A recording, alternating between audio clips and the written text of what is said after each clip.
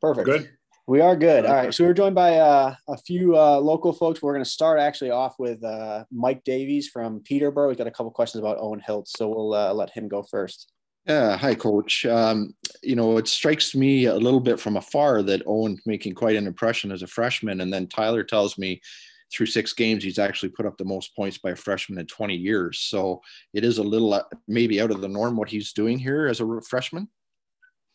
Yeah. Owen, I say the same thing every week with Owen. He's just been getting better and better.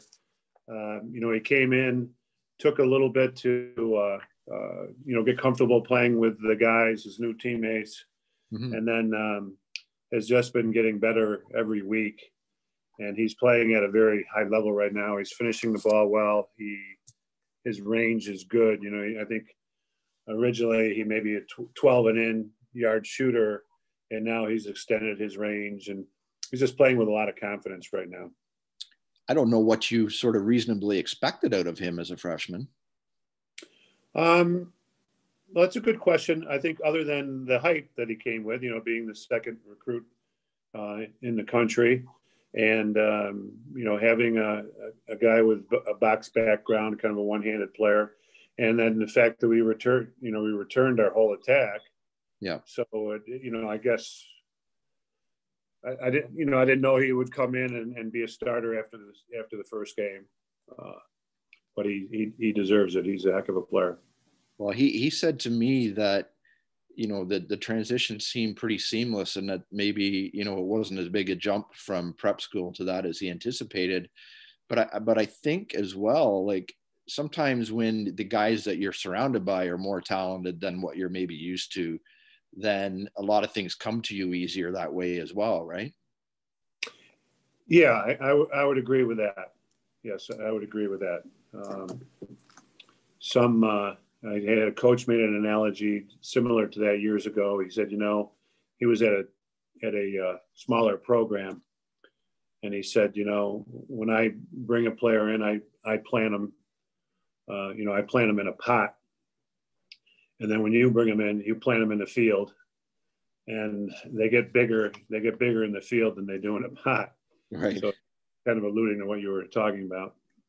And I don't want to hog too much time here, but one last thing, just a little bit about, what your sort of emphasis is with him on what he needs to do and where to take his game to become better as time goes by. Well, that's a good question. Probably, we have a strong offensive group. So if there's one thing he could probably improve on is maybe his dodging a little bit. But I don't know that we need him to dodge more with the group that he's playing with. So I think they all share the ball pretty well. But that would be the only thing that I could think of. And that's not that he's not a good dodger. It's just, there may be years where if we aren't as talented, we'd have to use him, want him to carry the ball more. Right. Appreciate it. Thanks, Coach. Yes. Thanks, Mike. Next, we'll go to Lindsay. Hey, good afternoon. So every week brings another face-off challenge. They keep getting better. This week you got another one of the top guys in the country coming off last week's game where there's some issues face-offs. What's your approach? Making any changes? Any X's and O's changes that kind of address the recent struggles with the face-off? No, we're gonna go out and fight them and see how we do, and then decide who will give runs to. Even when we went with Danny and as the second face-off guy, it looked like he matched up a little better quickness-wise once he got 2 or 3 reps. And then I think Danny gave away 1 or 2 of them by missing ground balls or making a bad decision. So what we do every week really is try to see the tendencies and see where the ball, where the opposing faceoff man likes to bring the ball out, and we'll try to put somebody in that spot where he likes to bring the ball and then the same token, we've got to make sure that we cut off the fast break with our other wing. After the game the other day, Coach Stanowski mentioned, he was talking about the face-off violations. And he said, it was his understanding that some of them stemmed from the helmet being over the line when lined up. He said officials talk to coaches before the game, sort of get a feel for how it's going to be called. Is that the case? Is it sort of a thing that you can massage? I mean, what is that rule, and how is it being called and approached this year? Yeah, well, I think it's more that they wanted the officials to get away from telling the face-off players what to do. In the past, you'd seen them down and maybe grabbing the players' sticks. If the sticks were bent in to get an advantage, they would straighten them back out. Mm-hmm. And now they want player to go down. Once they say down, then they'll say set, and they don't want to correct the player. So even if the player is not set up properly, he'll say down, and then he'll blow the whistle right away and not correct them. So I think they want them to. I think the logic is if they go down and correct themselves, they'll have fewer violations. Interesting. Okay, thanks. Yes. Next to Andrew.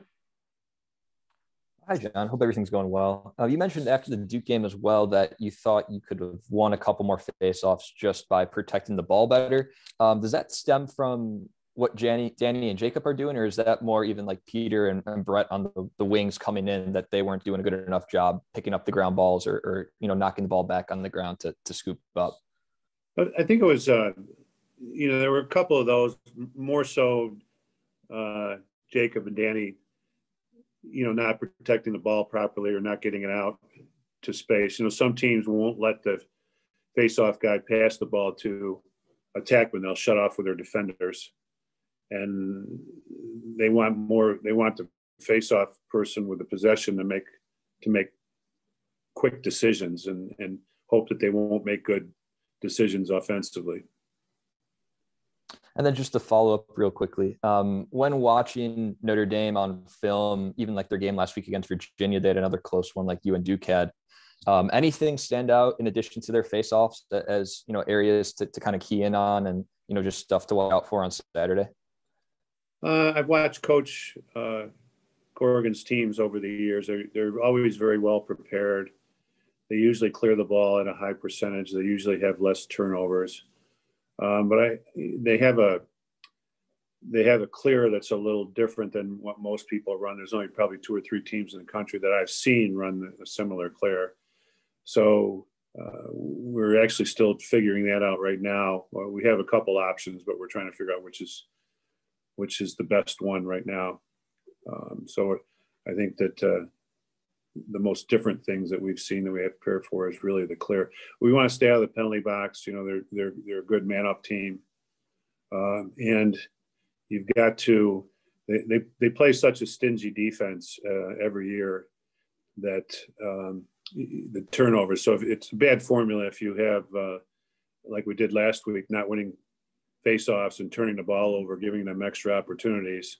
That's not a good formula against this type of team. Thank you. Yes. Roshan? Hi, Coach. I also wanted to ask about face-offs. I'm just curious what specifically Danny and Jacob did at practice this week. I don't know if you changed anything up. No, Tommy Costanza works with them, and when we hit the face-off part of practice, I'll go down with him and we'll discuss things, but not too much. Tommy will. The face-off is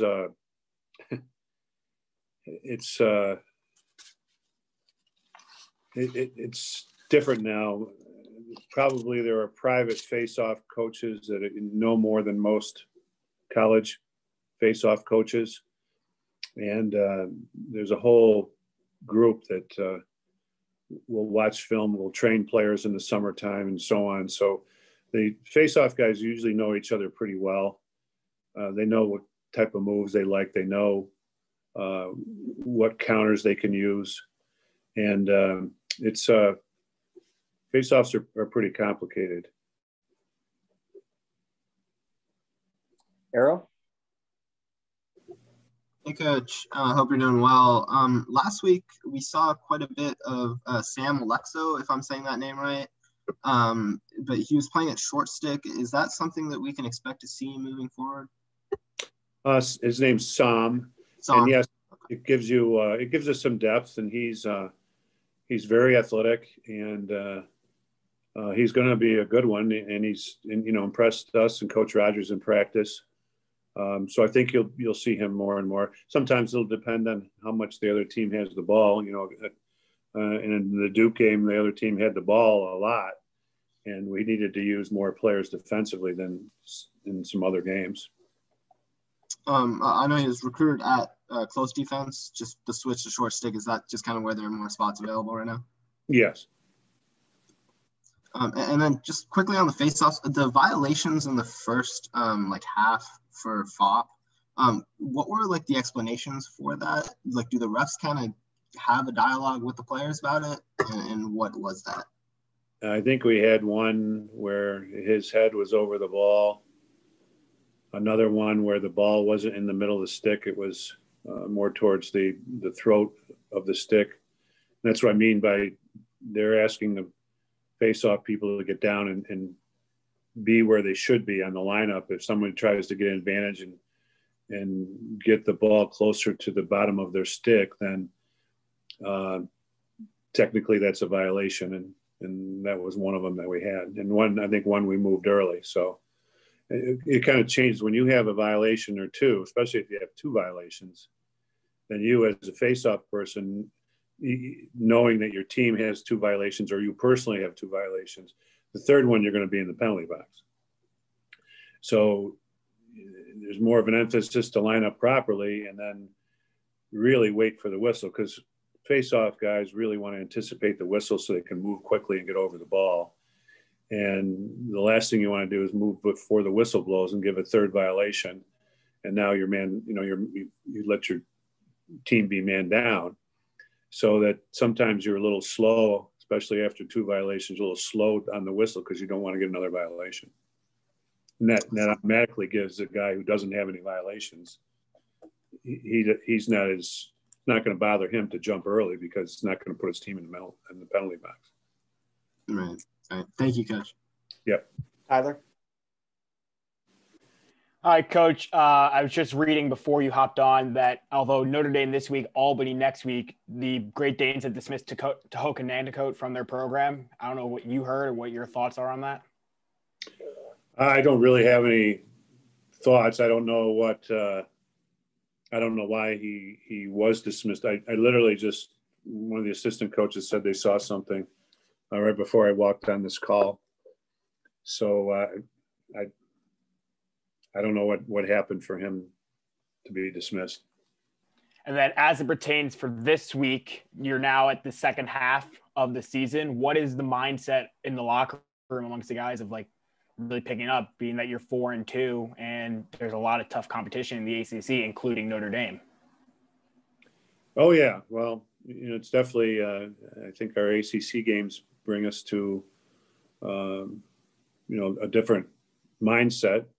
And I think that, with the ACC being so competitive this year, so many teams highly ranked, that I think the guys know that anybody can win those games. So you've got to start eliminating your mistakes and making the most of your possessions. And like I talked about earlier, you want to clear the ball at a high level, and you want to get one or two off the ride if you can. And you just want to start playing more complete lacrosse with less mistakes. Thank you. Johnny? Hey, Coach. Just wanted to ask about Steven. 14 points over the last 3 games, 8 of which were goals. Just sort of what you've seen out of him recently to really take his game to the next level. I think he's doing it all. He's was feeding the ball well. He's finding open players. He understands the offense. We're getting some dodging out of him. We're getting some goals from him beating his defenseman. He rides like crazy. I mean, if you watch him in riding situations, he's all over the place. And so he's just a very complete lacrosse player right now.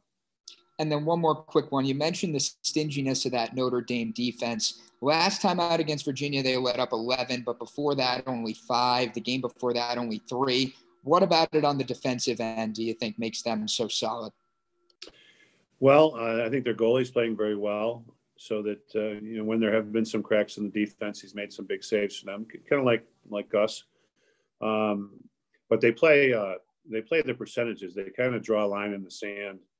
They don't really usually extend out too far.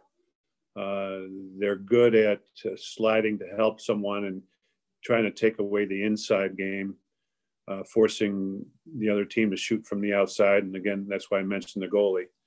So it's always been a very tight, tough defense, almost zone-like at times. So it's one of their hallmarks. Thanks, Coach. Yes. Hey, so I was just curious about something that happened early in the Duke game. I think it was right before the second goal that they scored, where I think like Chase got an offside call at midfield, and then he ended up like coming back anyways. And so you guys had like 7 guys playing defense right before that goal. Is that like an off the cuff thing, or is that like a plan? Like if you go offside, you just go back and defend? Yeah, I mean, if you go offsides, there's no reason to come back. I mean, the flag's down, so you might as well go down and play defense. That way we're playing with 7 defenders against 6 offensive players. That was very disappointing, because what you do in those situations is in this case, Chase is just the backer for whoever has the ball. So all he would do is kind of shadow the other team's offense based on where the ball is. So if the guy gets beat, you automatically have a backer, and then you don't have to slide from somebody else and leave somebody else open. So I was pretty disappointed that here we are, we've got 7 guys on defense to their 6 on offense, and we get backdoored and scored on, and we have an extra man on defense. That was, very upsetting. Right. Thank you, Coach. Yeah. We have time for 2 more if anybody's got them. Otherwise, we'll let Coach hop off here.